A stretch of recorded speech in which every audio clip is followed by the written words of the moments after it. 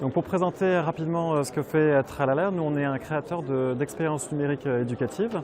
Et ce qu'on va faire à partir de ça, on va travailler à la fois pour le primaire, au départ essentiellement le primaire, et de plus en plus collège, lycée, on veut s'ouvrir à l'université et sur la partie formation et professionnelle.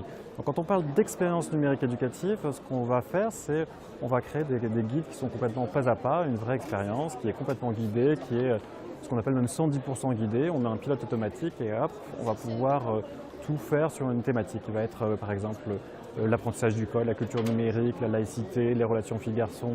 Là en ce moment on travaille sur un programme qui s'appelle S'aventurier où on apprend aux enfants à réutiliser les techniques de chercheurs. Donc voilà, on crée tout pas à pas avec nos ingénieurs pédagogiques. C'est très fun, c'est très sympa.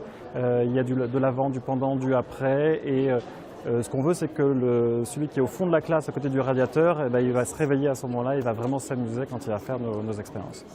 Donc tout ça est vendu aujourd'hui directement aux écoles par les collectivités le plus souvent. Mais on a quand même un certain nombre de soucis, c'est qu'on a des collectivités qui à chaque fois nous disent le problème c'est que nous on ne veut pas choisir, c'est les profs qui doivent décider eux-mêmes de ce qu'ils veulent, donc nous on n'a pas envie d'interférer là-dedans. Les profs eux, de leur côté ils nous disent oui mais nous on n'a pas les budgets pour pouvoir demander quelque chose. À chaque fois il faut que je demande à mon directeur qui lui-même va devoir demander à sa collectivité. Selon qu'on est sur du périscolaire ou sur du scolaire, ce sont des services différents, voilà, donc c'est super compliqué à gérer.